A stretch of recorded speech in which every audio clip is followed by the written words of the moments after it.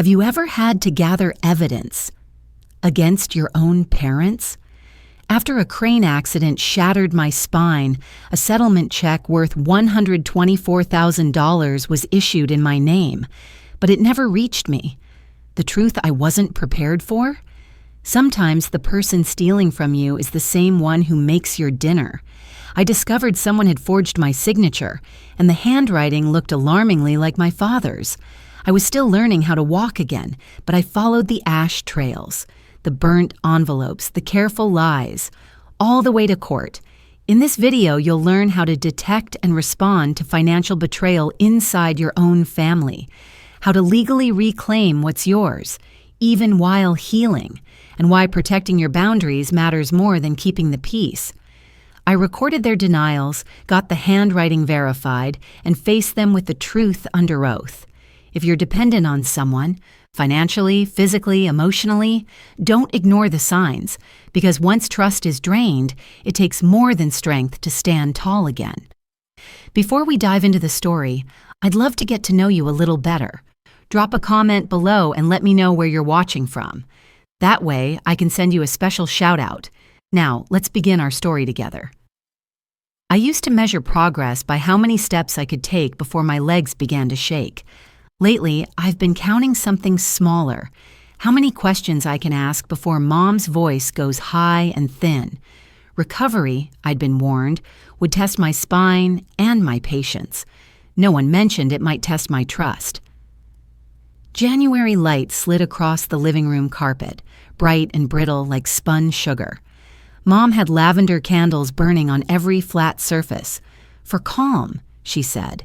They blended with the smell of meatloaf in the oven and the faint medicinal note of my pain cream. Dad had carried my old desk downstairs so I could reach it without the staircase. It sat against the front window, flanked by a walker on one side and a basket of pill bottles on the other. Outside, snow rimmed the curb, turning the whole block into a silent postcard. Inside, the house felt cheerful on purpose, the way hospital gift shops try to outshine the beeping down the hall. I clicked open my email to a familiar banner from Ridgeview Physical Therapy. Balance, $0. Applied per settlement. Settlement? I frowned and opened the patient portal. The claim history showed a neat line of text. Check issued December 9th, delivered December 13th. The numbers meant little on their own, but they suggested something had already been taken care of. Something large. Mom breezed in, carrying a glass of water nested in a holiday coaster. "Time for meds," she chirped, like a nurse announcing rounds. "Thanks," I said, swallowing the pills. "Hey, did any mail come for me back in December? Official stuff?" She adjusted the blanket over my knees, eyes on the fabric. "Nothing important, just catalogs and holiday cards." "Why?" "Ridgeview shows a settlement check was delivered." I kept my tone light. Thought maybe it was buried under tree shipping coupons. Mom's smile stiffened at the corners. "I would have noticed, honey. The post office was late on everything this year. Maybe it's in their system, but not actually here." "Maybe," I echoed. She changed the subject to weekend soup recipes, then left to stir the meatloaf glaze. The hallway smelled sweeter than the kitchen. Around 5, Dad came in, brushing snow off his jacket and stomping heavy boots. At dinner, he passed the mashed potatoes before anyone asked and launched into a lecture on junk mail. "You wouldn't believe the piles they dump in December," he said, shaking his head. "Nobody sends real letters anymore.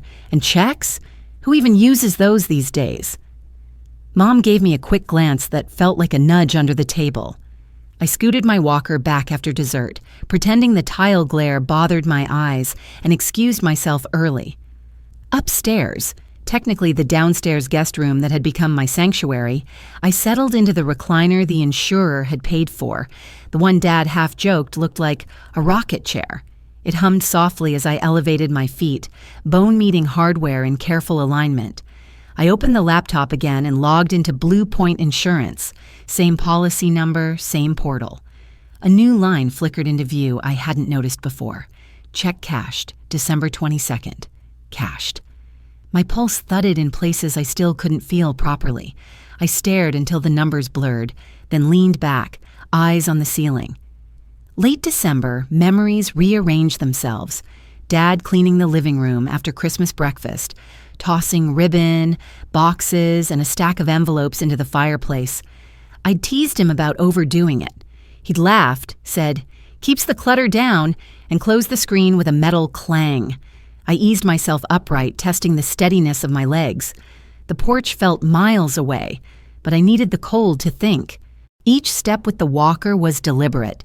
Left foot, breath, right foot, breath, pain, a slow metronome of willpower. Outside, icy air scraped my lungs awake. The porch light illuminated a tidy path Dad had shoveled earlier. He was always practical, always making things look easy. I tightened the cardigan around my shoulders. Dependence was supposed to be temporary, a bridge between the accident and the life I'd returned to. Tonight the bridge felt narrow, and the river beneath it darker than I'd admitted. Back inside, I sat at the desk again. The house was quiet except for the dishwasher and the click of Dad's remote somewhere down the hall. I refreshed the portal, half expecting the word cash to disappear. It stayed, bold and undeniable. If I didn't cash it, who did? The cursor blinked in the search bar, waiting. I closed the laptop instead, letting the question hang in the lamplight like breath on a frozen window. The lavender candle had almost burned out, wax pooling at its center. I watched the flame struggle against the wick and wondered how long a small, steady light could survive in a room determined to look bright. And for the first time since the crane accident that shattered my vertebrae, the ache in my back felt secondary to the weight settling in my chest. A late January blizzard pressed its white weight against the windows, turning the house into a muffled shell. Mom set a mug beside my laptop, chamomile, 1 sugar, the way she's made it since I was 10. "Of course we'd tell you if something arrived," she said, smiling just wide enough for manners. The steam curled under my chin, but her words settled colder than the storm. Dad's old warning drifted back. No secrets in this house. He'd found a speeding ticket under my mattress in high school before I could think up an excuse. I used to brag that nothing slipped past him. Now I wished it had. I scrolled through phone contacts with mitten-stiff fingers and tapped doctor. Felder, billing. The call rang twice. "Emily, good afternoon," he greeted over a faint buzz of office printers. "Everything all right with your invoices?" "Mostly. I notice my account shows a settlement payment. Can you confirm when it was delivered?" "We issued a check December 13th, he said. "Tracking shows it reached your home 3 days later." 3 days after, Dad had fed the fireplace with unopened envelopes. I pictured the orange flare, how quickly paper turns to light. "Could you email me an image of the endorsement?" "Certainly. Give me an hour." Mom passed through again, refilling the humidifier. She caught the tail end of the call, emailed copy, and the color in her cheeks rose like heat through snow. "Need anything else, honey?" "I'm good," I replied. Her footsteps paused, then continued to the hallway. The heater kicked on, rattling the vent. I opened a fresh note on my phone and titled it Plan B. The words looked ominous, so I added a password. Insurance information, PT statements, every date I could remember. I typed until my back throbbed.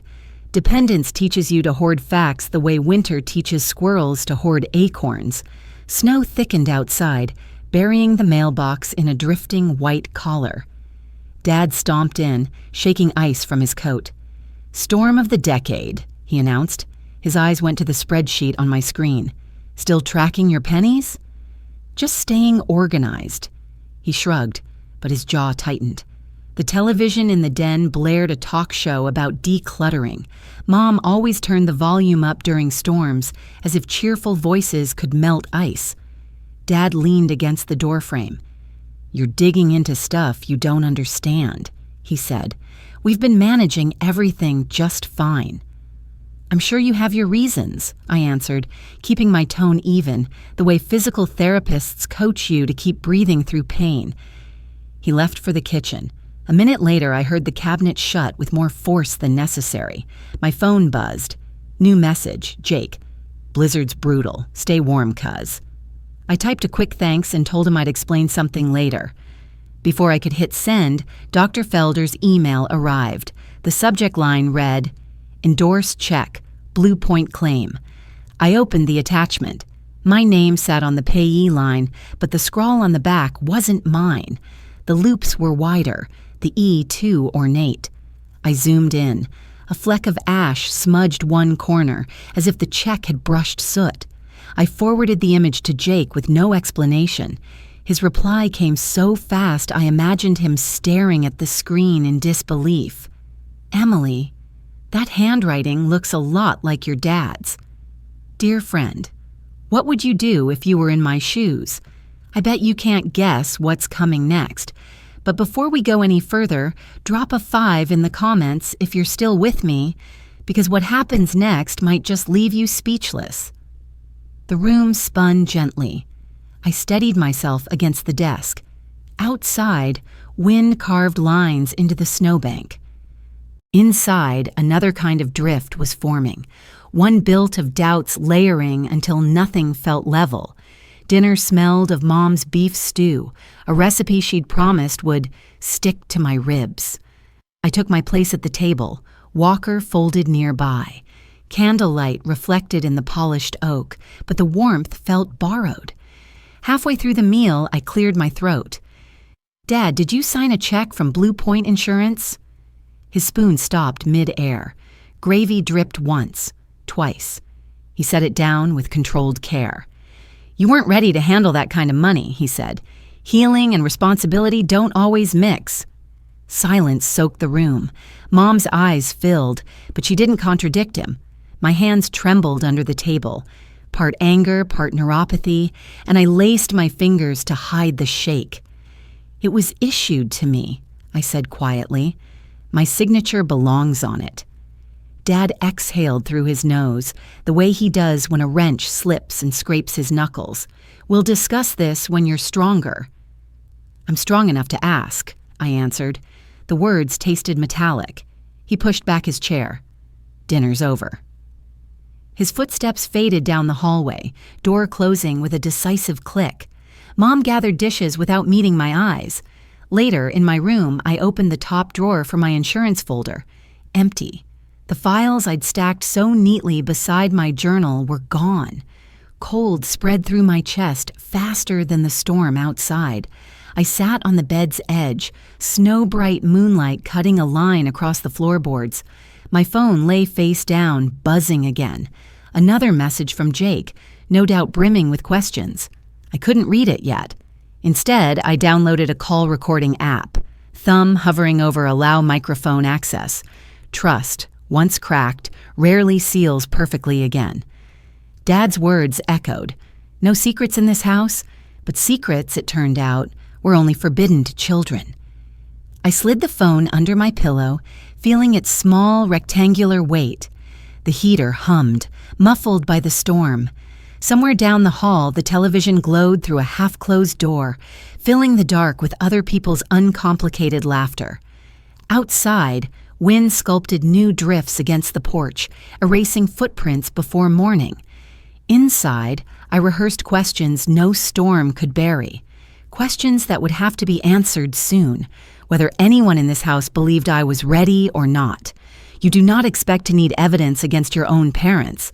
Yet that Monday, I wheeled myself into a modest law office on Oak Street, carrying a flash drive full of emails and a heart that felt heavier than my walker. Monica Reyes stood as soon as I entered. She was in her mid-40s, neat gray suit, no-nonsense haircut, smile that reached her eyes without wasting time. A row of succulents lined her windowsill, their green calm against a February sky the color of steel. Certificates from Georgetown and CU Boulder framed the wall behind her desk. Everything about the room whispered competence. "Emily Carter," she said, shaking my hand. "Jake told me you might call." I took the visitor chair and arranged the walker beside me. "I never thought I would be here discussing my parents," I began, and the word parents tasted misplaced. "Linda and George, I mean." Monica touched a legal pad. "Tell me what happened, start to finish." So I told her. The accident, the spinal hardware, the months of dependence, the missing check, the fireplace memory, the scanned endorsement that did not belong to me. When I finished, she nodded slowly. "What you are describing meets several civil criteria," she said. "Constructive fraud, conversion, possibly elder-style financial exploitation, though you are obviously not elderly." She glanced at my walker. "The key is proving intent and control. We have the endorsement, the deposit confirmation, and your medical vulnerability at the time the check arrived." She listed what she would need: my surgery summary, copy of the insurance policy, banking statements from my old savings account, any text or voice proof that Linda or George denied the check existed. I opened my purse and set a recorder on the desk. "I started documenting," I said. "This was last night." I pressed play. My own voice filled the room, shaky but clear.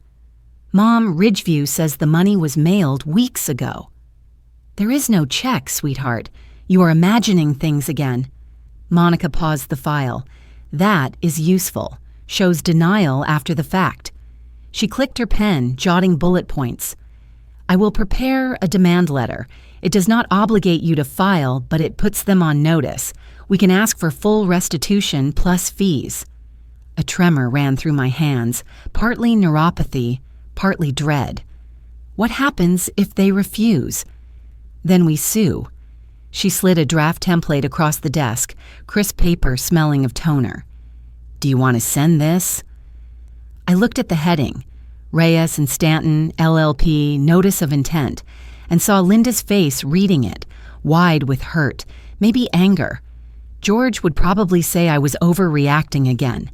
I swallowed. "I want them to see it with their own eyes." Monica nodded once. "We will serve it by certified mail." Back home, the kitchen was full of polite quiet. Linda set a sandwich on the counter and said, "Lunch, if you're hungry." George rinsed a mug without looking at me. I thanked her and carried the plate to the desk, but I barely tasted a bite. I spent the afternoon gathering what Monica needed: operative reports, pharmacy receipts, the email from Blue Point confirming deposit into a joint account under George Carter. Each PDF felt like stacking bricks between me and the people down the hall. Just before dusk, Jake called. The storm had let up and his ambulance shift was slow. I told him about the meeting and the draft letter. He whistled low. "I know a retired detective who does handwriting verification," he said. "He owes me a favor from last summer's wildfire. You want me to ask?" "Yes," I breathed. "Please." "Already texted him your sample." He hesitated. "How are you holding up?" I watched wind lift powdery snow from the porch rail, spiraling it into the pale sky. "Proof is a lonely word," I said, "but loneliness feels safer than doubt." Jake was quiet, then gave a soft laugh. "That is the most Emily sentence I have ever heard. I will check in tomorrow." After we hung up, I locked my bedroom door for the first time since moving back. The click sounded final. I pulled the walker close, sat on the edge of the recliner, and opened Plan B on my phone. Dates, amounts, voice memos, even screenshots of George's fireplace habits. I felt strangely calm, like lining silverware in a drawer after a funeral. Small order against big chaos. From the hallway, Linda's voice floated, too bright. "Dinner at 6, George." She did not knock on my door. I realized she had not called me honey all day. I saved the note, enabled encrypted backup, and slid the phone beneath the pillow. My eyes traced the ceiling seams. In my head, I tried on new language. Linda said, George decided. Each name fit like a coat I had outgrown but somehow still owned. At 9, the email ping from Jake arrived.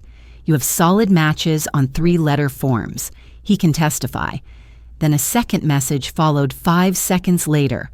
"Whatever happens next, I've got your back." I stared at the words until they blurred, then let the phone screen dim. Downstairs, a door clicked, and footsteps moved toward the living room. The house, once a cradle, now felt like an evidence locker, every object tagged and dated. I closed my eyes, listening to the heater breathe. The line between family and litigant was growing sharper, and I was the one drawing it.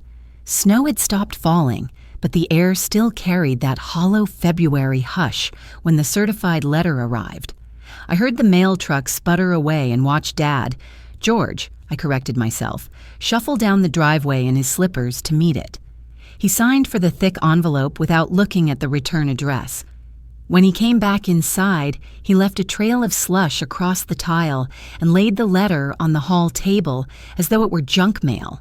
He kept his back to me, shoulders squared, reading the sender's name twice before retreating to the den.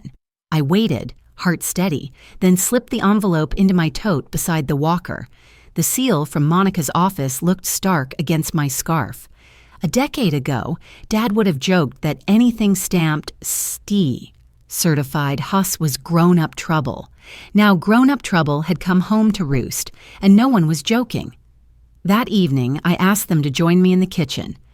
Linda folded a dish towel in nervous loops while George leaned on the counter, arms crossed. I held the letter like a fragile plate. "This is a formal demand for the return of my settlement," I said. "You'll each receive a copy by mail and by email. We have 14 days to resolve this privately." George's jaw flexed. "We?" he echoed, as if the word offended him. "It's between family," Linda pleaded, voice already trembling. "That's why I brought it here first." My tone stayed level, and that surprised me most. "But if we can't solve it here, the next step is the court." George's fist landed on the countertop with a dull thud before he walked out the back door, screen slamming behind him. Linda crumpled into a chair, tears slipping over the rim of her composure. I stood until her crying softened to hiccups, then set the envelope on the table and wheeled my walker toward the hallway. Dad's boots thumped outside like muffled thunder. Dinner simmered untouched on the stove. At 6 sharp, Linda plated my childhood favorite, mac and cheese with chopped hot dogs, and set it in front of me. The cheddar smelled exactly like Saturday afternoons when homework mixed with cartoons, but the nostalgia tasted sour. I pushed the plate away. She didn't press, only lowered her eyes and ate in soundless bites. The fork against her teeth was the loudest thing in the room. Later, I stepped onto the porch for fresh air. Ruth from next door shuffled down her walk with scraps for the compost bin. Usually we traded garden tips or weather gossip. Tonight, when I raised a mittened hand, she busied herself with the lid and hurried back inside, nearly tripping on the doormat. The porch light carved pale halos in the snow, highlighting the emptiness between her house and ours. Inside, my phone buzzed. Aunt Cheryl calling. I let it ring twice before answering. "Sweetheart," she began, honey layered over steel, "your mother's beside herself. You're really going to drag them to court?" "It isn't about money, Aunt Cheryl. It's about trust." "Families survive on grace," she said. "Think of your health, not lawyers." "My health depends on boundaries," I replied, a line Monica had coached me to believe. "Boundaries keep grace alive." She sighed, a sound like a curtain falling. "Some folks forget where they came from," she muttered, then ended the call. Minutes later, a notification flashed. "Cheryl has unfriended you." Scrolling through my feed, I noticed 2 cousins missing, and uncle too. A new post hovered from a distant relative. "Blood is thicker than lawsuits." No name attached, but I recognized the living room wallpaper in the profile photo. It stung, yet I also felt lighter, as if the crowd in my head had thinned. That night, I took my tray to my room and locked the door before anyone could protest. I organized files into labeled stacks, letters, bank, medical, aligning every page until the edges made a clean square. Though exhaustion nipped at my temples, I found comfort in order. A quiet philosophy Mom used to quote surfaced, "A tidy room keeps the mind from rattling." The irony didn't escape me, but the rule still worked. Near midnight, hushed voices drifted from the kitchen, Linda asking if they should apologize, George insisting lawyers only wanted fees. I recorded 30 seconds through the cracked door, not for evidence, but to remind myself tomorrow that I hadn't dreamed the distance between us. Morning brought pale sunshine and the smell of reheated stew. I slid into the kitchen, Kane tapping once for balance. Linda stood at the sink, shoulders hunched. "I made toast," she said, without turning. Her voice sounded smaller than the night before. I reached for the kettle, poured a mug of water, and let the steam warm my face. "There's something on the counter you should read," I said. She turned, eyes red. The court notice lay beside the mail basket, official seal catching the light. She picked it up with trembling fingers, lips already quivering. "We were just trying to protect you," she whispered, tears tracking down her cheeks. "You weren't strong enough yet. We did what we had to do." I steadied myself, feeling the ache in my lower back pulse. "Linda," I said, her name tasting foreign yet deliberate. "Protecting someone doesn't mean silencing them." She covered her face, sobbing into her palms. Somewhere in another room, a clock ticked, steady as pulse. I slipped the notice into a manila folder and set it squarely on the counter. My voice came out calm, the way water finds its level after a storm. "Then you can explain that under oath." I carried my mug down the hall, door clicking shut behind me. In the quiet of my room, I opened the Notes app and added a single line to Plan B. They crossed the line today. I didn't move it. They did. Then I breathed slowly, knowing the next sound I'd hear would be the hinge of a courtroom door swinging open, ready or not. Mid-March sunlight spilled across Monica's desk, doing its best to soften the stack of paper in front of me. It didn't work. The first page of the deposition began with a polite oath and ended with a price tag, because the truth doesn't just hurt, sometimes it invoices you. Monica tapped a manicured finger on the margin. "Remember what I said about court questions?"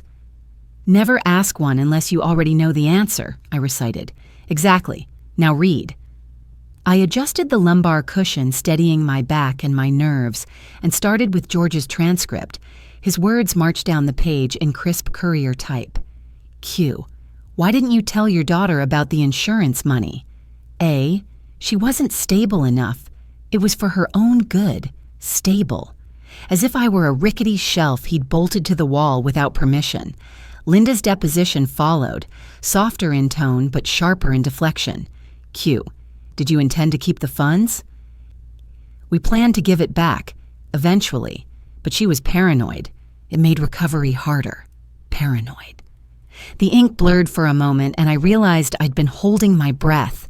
The next exhibit listed withdrawals. $28,000 toward credit card balances, $6,000 for a whole house water system.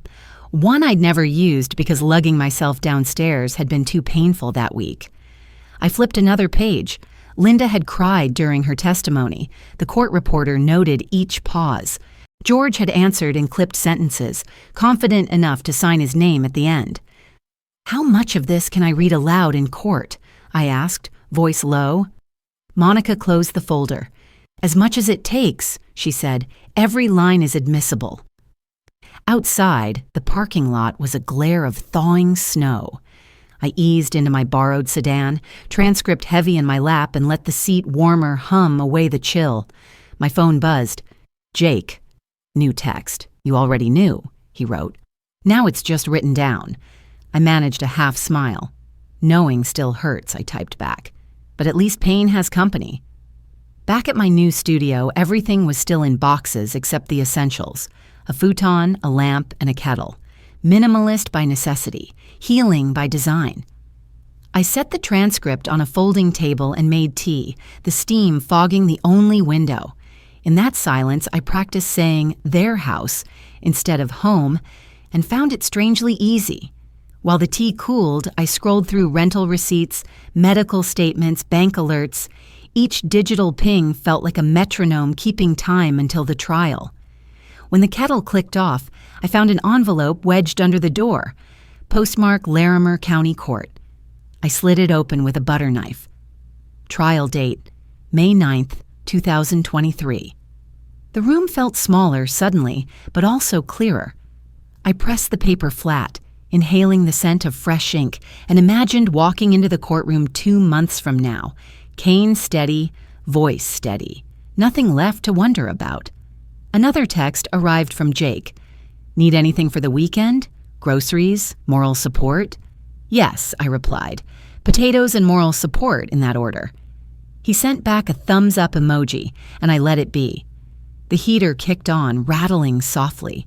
An honest noise, one that asked nothing and gave just enough. I sipped lukewarm tea, closed the transcript, and slid it into the accordion file marked evidence.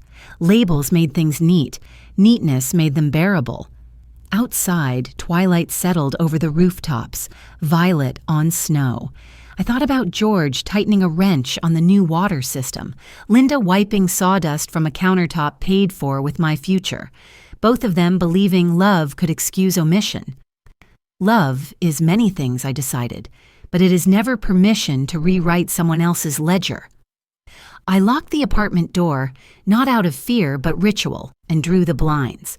Then I opened a blank document titled Opening Statement Draft 1 and typed the first sentence. Your Honor, acceptance is not the same as consent. The words looked stark, but they were mine.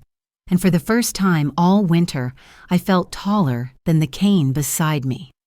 Justice arrived without fanfare that May morning. The courthouse hallway smelled of lemon polish and old carpet, as though someone had tried to scrub away every argument ever spoken there. Tulips outside the window bent in a light breeze, heads together like jurors conferring. I centered my cane on the marble tile and followed Monica toward courtroom 3.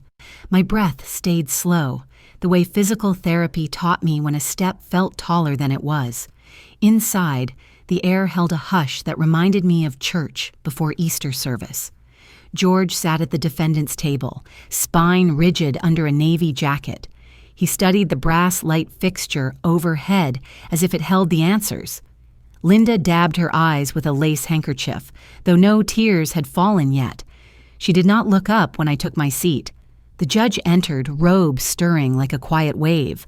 Monica opened our file, evidence labels facing the ceiling, and nodded once. Her confidence felt like a hand on my shoulder. When it was my turn, I rose, steadied my balance, and spoke. I described the accident, the settlement, the endorsement I never signed. I read Linda's recorded words, then George's. We were protecting her. My voice did not tremble. Every syllable landed softer than anger, firmer than apology. Monica guided me only with her eyes, reminding me of the rule. Tell the story, trust the proof. George avoided eye contact, jaw set, a marble version of the father who once taught me to skip rocks.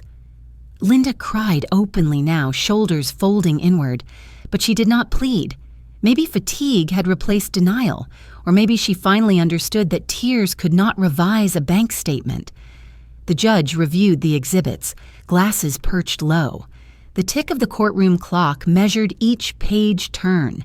Finally, she spoke. Restitution of $90,000, payable within 30 days. Legal fees to be reimbursed. The gavel sounded like a soft tap on a door someone was already opening. Outside on the steps, sunshine warmed the limestone. Linda approached, hand gripping her purse strap. I hope this made you feel better, she said, voice small. It made me feel like myself again, I answered. I did not add more. Spring air carried the scent of freshly mown grass, and the street was bright with traffic moving toward ordinary errands, groceries, appointments, baseball practice. Life kept going, indifferent to verdicts. That evening in Boulder, my studio windows were open to the fading light. Boxes of books lined one wall, each waiting for a shelf. I assembled a simple desk by the window, the kind with clean lines and nothing to distract. On its surface, I placed a mug, a lamp, and my laptop. I typed in the site for a health advocacy certificate, something I'd bookmarked but never dared to start. The form asked for a name, an address, a goal statement. My fingers answered without pause.